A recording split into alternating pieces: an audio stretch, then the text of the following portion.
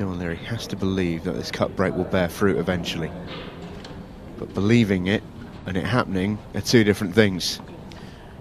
3 for 3, isn't it? Three breaks, 3 dry. Disappointed. Frustration will be building right now. We talked about Phil getting his first opportunity. I feel like this is a very big moment on the night for him because these reds should be gone. They are all there. Well, he's going yellows. And okay, that must tell us that those 2 yellows are a comfortable plant into right centre. Yellows are even every bit as good, if not better. Certainly he thinks they're better.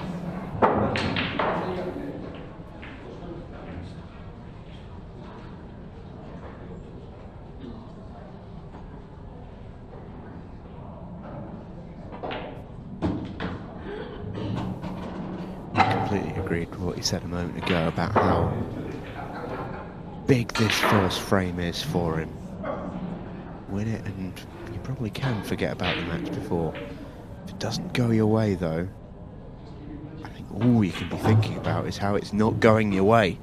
That was a poor shot from Phil. Just wanted to pull that back a little bit more. This is now a little bit close to his work. Got to dink it. Does well.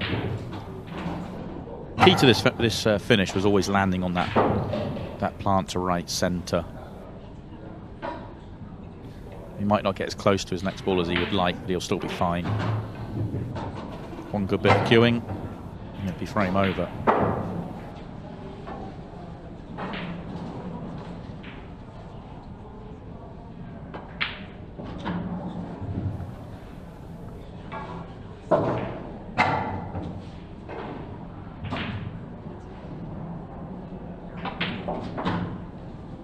Oh, a must-win frame. Build it at the start of this as we see Harrison Jr. there on the left. And Phil knocks in the opening 8 ball. It's 1-0 to the farmer. It's interesting, isn't it? It really does drill in how long already the ultimate pool has been around, because I think of Harrison Jr. bouncing up and down when Phil won the Masters about 4 years ago, and he was a lot smaller than he is now. Yeah, it's time's going on, isn't it? It's great to see that.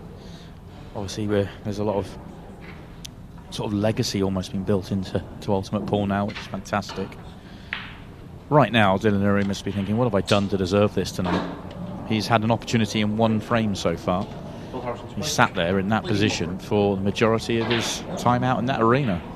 Yeah, I mentioned pipe and slippers for Eddie and Dylan. Maybe Eddie and Dave, rather. It might be worth it for Dylan too.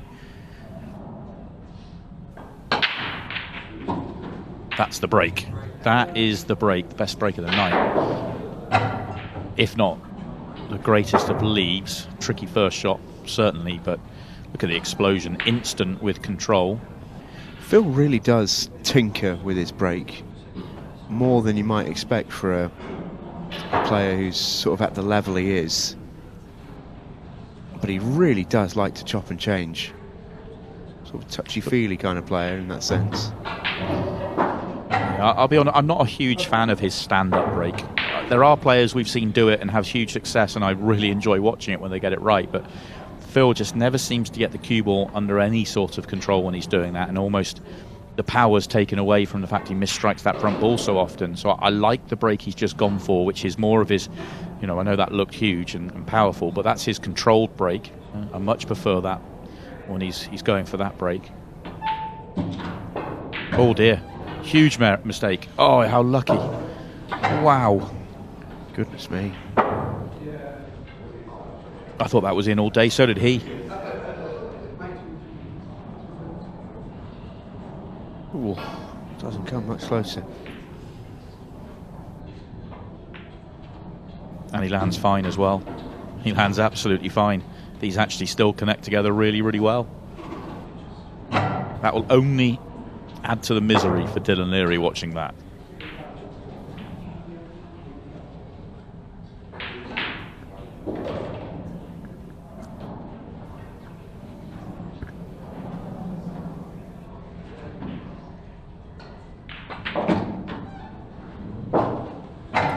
Tough place to be for Dylan tonight.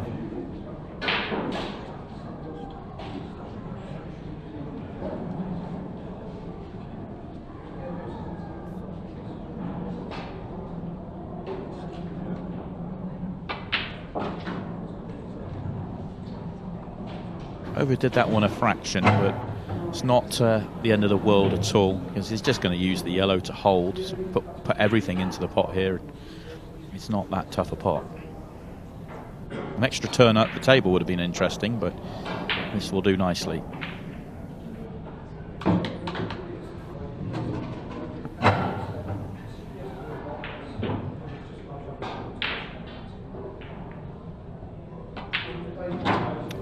Well, as perfect to start scoreboard-wise as Phil Harrison could have wished for, Dylan Leary must be wondering what he's got to do tonight. He has not been his friend. It's tough, isn't it? I mean, if he was watching the previous match, he would have watched Phil, gift away 4 or 5 chances at least in the previous match and really struggle. And he starts here, reverse break. I mean, that's tough. Tough for Dylan, who, for my money, hasn't made a mistake yet tonight, and he's on the verge of being eliminated as the first player out. Yeah, the frame he had his chance in, he won. Yeah, I think he made half a tactical error in that frame, and he still won it. 2 frames to nil.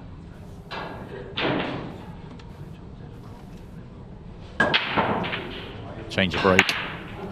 Not a change in fortunes. Yeah. Or maybe. No. I mean, this is as tough as I've seen it, to be honest. I know it's only 4 breaks that he's been dry on, but this feels really tough. We actually have no idea how Dylan's playing tonight. We haven't seen him have a chance in anger. The frame he won was a tactical exchange. Extension.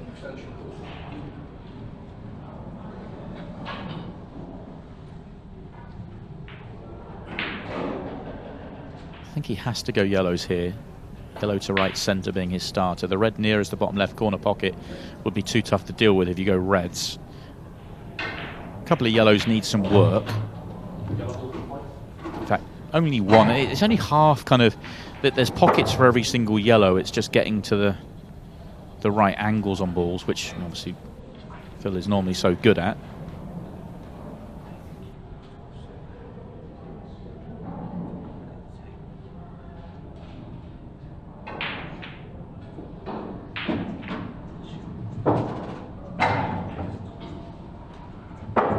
Can't believe he was playing into that ball.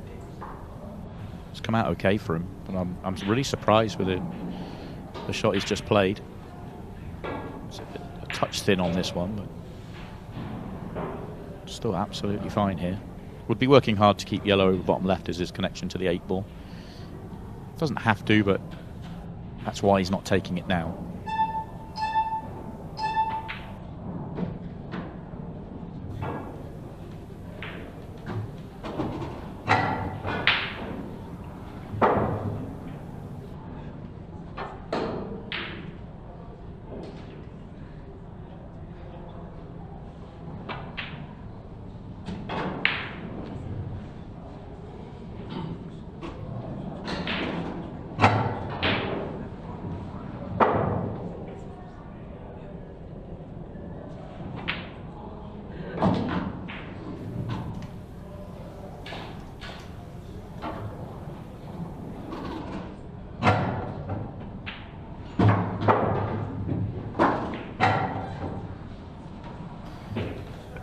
Once he landed on that ball to bottom right, it's been pretty simple, hasn't it? Just connecting the dots and 3 chances, and this 8 ball for 3 finishes. Rough old place to be for Dylan Leary tonight. Really doesn't get much tougher than this. You could easily make a case that he's made no mistakes, and he's finding himself on the brink of elimination. Might not touch the table again. It might be a 2-shot match, which should be very tough if Phil can find a break clearance here. Yeah, you have to feel for Dylan.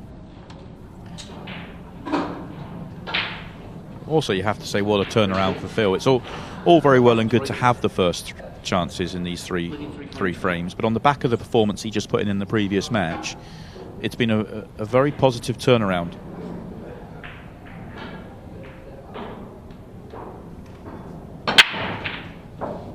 Oh, scratches. Dylan Leary, better late than never. gets a very, very good chance here to run a very quick reverse clearance. Which way does he go? Which way does he go here? It's a good opportunity on both.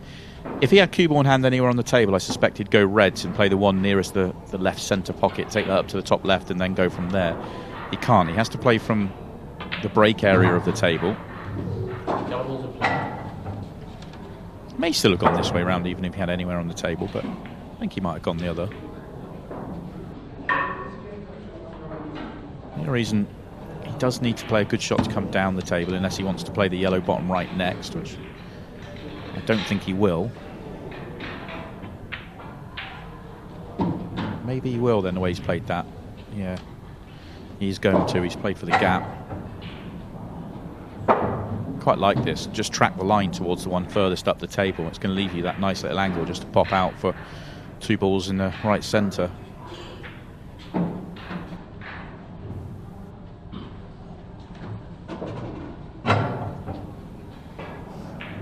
It's come a little bit further up the table than I thought he would. This is still absolutely fine.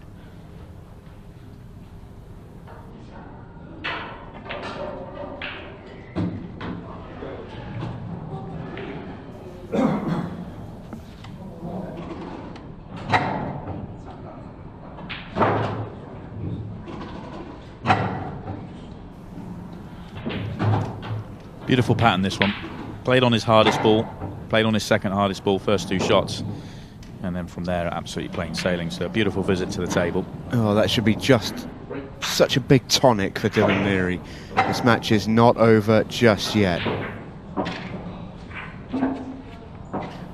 What'd you do on the break then? He's gone away from his tried and trusted cut break to front ball, and that's still not worked. Now that you've had that reverse clearance, do you just go back to the cut break, back to what you know and do so well? I think you have to. I mean, he's hit those 3 cut breaks that he has had brilliantly. He's just going to change sides. So going back to the cut break, but different side of the table. Looks slightly narrower as well. Watch out for the 8 ball here. 8 ball stays absolutely stationary, but he does make a ball. And he's got a start. Reds have opened up okay. Yellows have barely moved. 8 ball is an issue.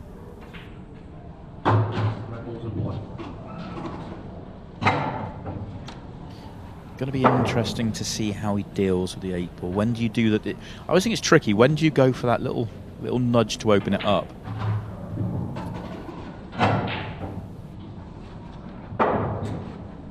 Don't think you can drop in a ball to have 8 ball left centre. I just don't think that's even remotely on. So he will need something at some point, you feel.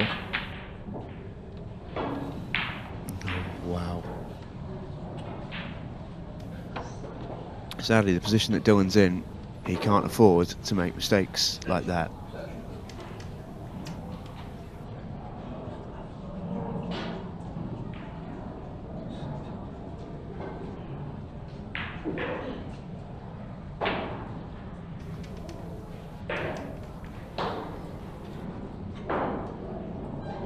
I'm disappointed because I wanted to see how he was going to deal with the 8 ball. I'm still trying to work out what his plan was. And we're going to see Phil try and do the same thing now and work it out. Yeah, yellows are far from a guarantee. But they're tough.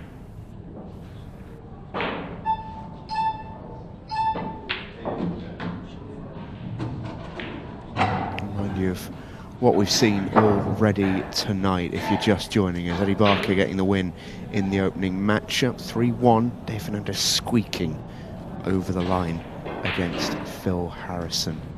Those 2 will play each other next.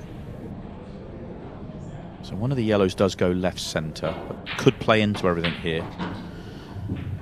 Missed them. Oh, that's the worst possible result. He was trying to get... That wasn't the ball he was trying to get into. That couldn't have gone any worse, as if Dylan Leary himself designed that shot. Yeah. By making a ball. Yeah. That's the only thing that went right on that shot for Phil, was that he potted, so he's got the next shot.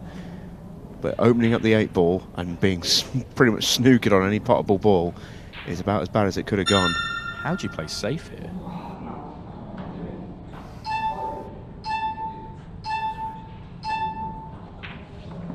Looking for a loss of turn.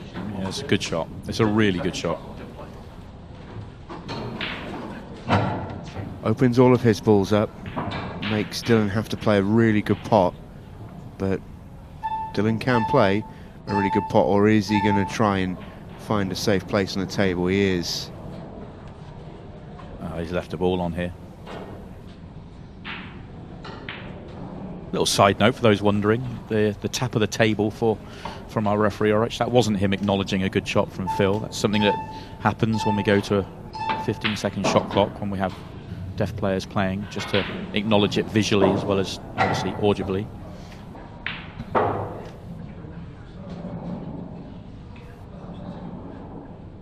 It's not good form to see a referee applauding a player's shot, so I just want to let people know that. Oh dear. Phil. Oh dear, oh dear. I think I can believe what I've seen there.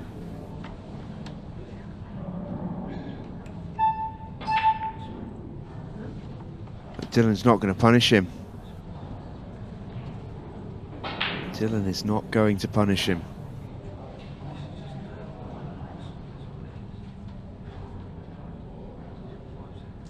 Slightly off angle plant, but one you fully expect him to make.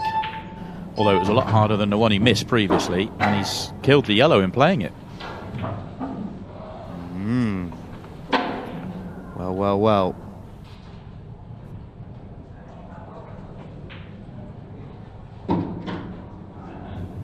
The yellow still goes.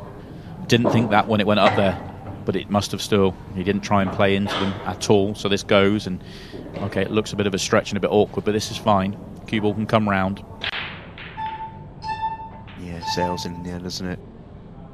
It's a thick part of the pocket, and that means that the cue ball hasn't travelled maybe as far as it could have. Still pretty presentable.